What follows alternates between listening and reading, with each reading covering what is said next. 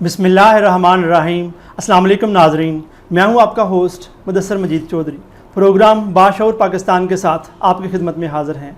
नाजरीन, कुछ बाशऊर शख्सियात जिनका हमने पहले भी आपसे तारुफ़ करवाया है, आज भी ऐसी ही एक बाशऊर शख्सियत जिनका आपसे तारुफ़ करवाने जा रहे हैं। तो ऐसी शख्सियात जो ज़िंदगी में एक शम्मा की मानद हैं, एक ऐसे चलते हुए चिराग की मानद हैं, एक गाइडिंग स्टार की मानद होती हैं, जो कि दूसरों को मुनव्वर करती हैं। ऐसी ही शख्सियत आज हमारे साथ मौजूद हैं प्रिंसिपल गवर्नमेंट कॉलेज पेंसरा जनाब प्रोफेसर असगर मलिक साहब। Sir, very warm welcome you in our programme Bashaoor Pakistan. Thank you. Sir, आप हमें अपनी जो इब्तदाई तालीम है उसके बारे में कुछ बताइएगा। देखिए जी, इब्तदाई तालीम तो माँ की गोद से शुरू हो जाती है और पेरेंट्स के साथ जो हमारा इंटरेक्शन है वो हमारा पहला एक दरसगाह है। और वैसे जो फॉर्मल तरीके से मैंने एजुकेशन शुरू की वो गोयरा में शुरू की और बेसिकली मैं साइंस स्टूडेंट था और साइंसेस में मेरे लिए बहुत एक कंफर्टेबल एरिया था। तो उसके बाद मैं मैट्रिक करने के बाद और मैट्रिक में मैंने अपने स्कूल में टॉप किया और उसके बाद गवर्नमेंट कॉलेज फैसलाबाद में आ गया और वहाँ पे मेरी एजुकेशन जो है वो एफएससी से शुरू होकर एमफिल तक वो वहाँ पे रही और एक बहुत ही एक लंबा अरसा और बड़ा खूबसूरत टाइम वहाँ पे मैंने गुजारा। वहाँ पे मैंने एफएससी जब की है तो वहाँ मैं एक ऐसे माहौल में था जहाँ पे पूरी डिवीज़न के स्टूडेंट वहाँ आते थे और उनके साथ मेरा इंटरेक्शन हुआ और इसके अलावा वहाँ बेहतरीन जो टीचिंग स्टाफ है उनके साथ मिलने का मुझे मौका मिला, जिससे ज़िंदगी के बहुत से पहलू मेरे सामने उजागर हुए और वहाँ से मेरी जो लाइफ का एक होराइज़न है वो बढ़ता गया और फैलता गया। सर, आप टीचिंग की तरफ कैसे आए और स्पेशली आपने इंग्लिश सब्जेक्ट है वो ही क्यों मुंतखब किया? देखिए जी, मैं बेसिकली तो टीचिंग की तरफ नहीं आना चाहता था। मैं तो एक साइंस स्टूडेंट था, डॉक्टर बनना चाहता था, एमबीबीएस करना चाहता था और उसके लिए जो एक पूरी कमिटमेंट चाहिए थी वो उस तरीके से मैंने शायद नहीं की। हालांकि जो सब्जेक्ट थे साइंसेस के या इंग्लिश है, उर्दू और मेरे लिए बहुत एक कंफर्टेबल थे, लेकिन जितना एक पूरी चाहिए थी उसके लिए स्ट्रगल या लगन उसमें शायद कोई कमी रही तो मैं एमबीबीएस की तरफ ना जा सका और उसके बाद मैं फिर साइंसेस को खैरबाद कह दिया। और उस दौरान चूँकि मैंने काफ़ी लिटरेचर पढ़ा था, उर्दू का लिटरेचर, बहुत सी बुक्स पढ़ी, बहुत से राइटर्स पढ़े, तो फिर मेरा आहिस्ता आहिस्ता रुझान जो है वो लिटरेचर की तरफ चला गया। सर, कोई ऐसा उस्ताद जिससे आप बहुत ज़्यादा मतलब इंस्पायर्ड थे, बहुत ज़्यादा मुतासर थे उनकी टीचिंग जो है एबिलिटीज़ की बिहाफ पर अगर बात देखते हैं तो गवर्नमेंट कॉलेज में बहुत से मुझे टीचर्स मिले और ख़ास तौर पे जो ज़हीर साहब से इंग्लिश के प्रोफेसर ज़हीर बाबर साहब, तो उनसे काफ़ी मुतासर था। फिर एमए में ख़ास तौर पे डॉक्टर खटक साहब थे, वो एक बेहतरीन टीचर थे जिन्होंने मुझे बहुत ज़्यादा मुतासर किया। अगर मैं टीचिंग की तरफ आया हूँ तो उनका स्टाइल, उनका पैटर्न, उनके बोलने का स्टाइल, उनकी गुफ्तगू और उनकी जो क्लास में इंटरेक्शन था उसने मुझे बहुत ज़्यादा इंस्पायर किया और मुझे लगा कि एक टीचर जो है इसी तरह से होना चाहिए और ऐसा ही टीचर एक होना चाहिए जिसकी शख्सियत जो है वो स्टूडेंट पे गहरा असर डाले। तो वहाँ से मैं एक टीचिंग की तरफ आने का मेरा ख्याल बना है। सर, आप क्या समझते हैं कि एक अच्छे टीचर में कौन सी खसूसियात होनी चाहिए जिसकी बिहाफ पर हम जो स्टूडेंट्स होते हैं वो आइडियलाइज़ करते हैं? देखा जाता है कि बहुत सारे स्टूडेंट्स जो हैं किसी न किसी टीचर को जो है वो लाइकिंग और डिसलाइकिंग की बिहाफ उनकी अपनी जो है इंटरेस्ट पे होती है और उनकी कुछ क्वालिटीज़ होती हैं जो उनको अट्रैक्ट करती हैं। तो आप क्या समझते हैं कि कौन सी क्वालिटीज़ एक टीचर के अंदर होनी चाहिए जो उन बच्चों के यहाँ वो उसको आइडियलाइज़ करें?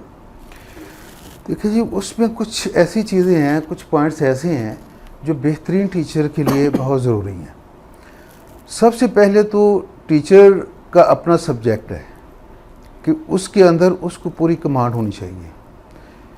फिर ये काफ़ी नहीं है कि आपके पास नॉलेज है, ये सफिशेंट नहीं है। फिर आपके पास प्रोफेशनल स्किल्स होनी चाहिए, टीचिंग मेथडोलॉजी हो कि आपको एक कन्वे करने का, आपकी कम्युनिकेशन स्किल अच्छी हो, आप इंटरेक्शन आप अच्छा बना सकें स्टूडेंट के साथ। और फिर तीसरे लेवल पे आ जाता है कि आपका सिंसेरिटी लेवल, कि आप कितने अपने प्रोफेशन से सिंसियर हैं। और सिर्फ वो बातों से मामला नहीं हल होगा, उसकी एक प्रैक्टिकल शेप आपको नज़र आनी चाहिए कि प्रैक्टिकली वो उस तरीके से आप डिलीवर भी कर रहे हैं, उस तरीके से आपकी मेथडोलॉजी भी है और उस तरीके से आप वर्किंग भी कर रहे हैं। ये नहीं कि आप सिर्फ बातें सुना के और एक अच्छी आला दर्जे की गुफ्तगू करके आप चले जाएं। आप ये भी देखें कि अपने सब्जेक्ट में आपने कितना डिलीवर किया और स्टूडेंट ने जो लर्न किया है वो क्या उसकी एक प्रैक्टिकल लाइफ के अंदर वो बेनिफिशियल भी है, उसका कुछ फ़ायदा भी है। और उसकी ख़ास तौर पे ज़ाहिर है कि स्टूडेंट दो मकसद के लिए आता है, एक उसकी एकेडमिक अचीवमेंट है और दूसरी उसकी एक मॉरल अचीवमेंट है। तो टीचर की पहली जो ज़िम्मेदारी है वो उसकी एकेडमिक है कि उसका सब्जेक्ट ऐसा उसको वो डिलीवर करे कि स्टूडेंट उसमें मार्क्स हासिल करे, उसकी अचीवमेंट हो, उसको नॉलेज मिले। और फिर आपकी एक आप कह सकते हैं कि आपने अपना काम किया है, आपने अपनी रिस्पॉन्सिबिलिटी पूरी की है। लेकिन अगर आप अपने बारे में ही बताते रहें और इस तरीके से आप बातें करें कि आप बहुत बड़े टीचर हैं लेकिन प्रैक्टिकली उस तरीके से आप डिलीवर नहीं कर रहे, तो उसका कोई फ़ायदा नहीं है। तो इसलिए जो आप इनपुट दे रहे हैं तो उसका कोई आउटपुट भी होना चाहिए, क्योंकि आपकी जो एवेल्यूएशन है, मेरे ख्याल में एक टीचर की जो बेहतरीन एवेल्यूएशन है वो उसका स्टूडेंट कर सकता है। कि अगर स्टूडेंट उससे गेन कर रहा है और अचीव कर रहा है, उसको वाकई उसका फ़ायदा हो रहा है, तो वो टीचर कामयाब टीचर है। अदरवाइज़ उसकी डिग्रियां और उसकी बातें किसी के फ़ायदे के लिए नहीं है। तो इसलिए एक तो उसका सब्जेक्ट पे कमांड, दूसरे उसके पास प्रोफेशनल स्किल भी हो, टीचिंग स्किल हो।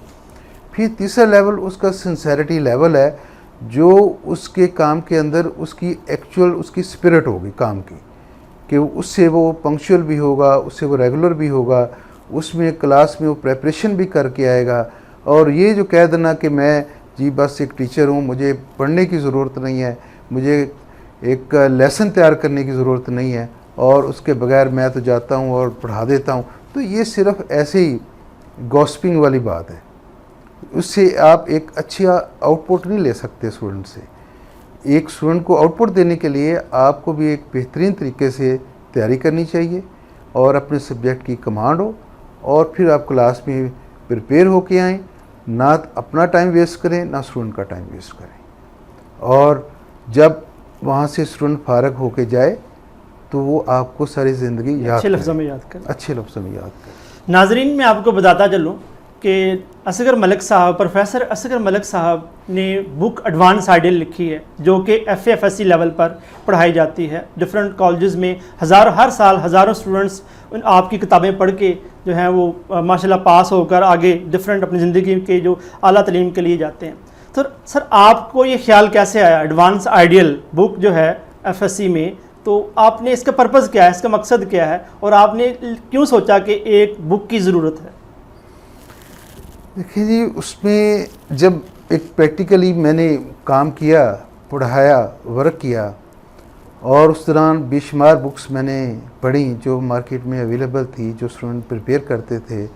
फिर उनमें से बहुत सी बुक्स अच्छी थी और फिर स्टूडेंट के मसाइल प्रैक्टिकली जब मैंने क्लास में देखे और उनके माइंड सेट को मैंने देखा और अपने जो एजुकेशन है उसके मसाइल को देखा, तो उसके बाद मेरा ख्याल इस तरफ आया कि मुझे एक बुक लिखनी चाहिए जो स्टूडेंट के लिए एक अच्छा कंफर्टेबल मटेरियल प्रोवाइड करे। तो इस वजह से ये भी एक टीचिंग का मेथड है, डिस्टेंस आप टीचिंग कह सकते हैं, कि बेशुमार शहरों में जब आपकी बुक जाती है, और मुझे बड़ी खुशी होती है कि जब बिल्कुल अननोन आदमी मुझे कभी कभार फ़ोन करता है और मुझे मेरा शुक्रिया अदा करता है कि मैंने आपकी बुक पढ़ी और उससे मुझे फ़ायदा हुआ।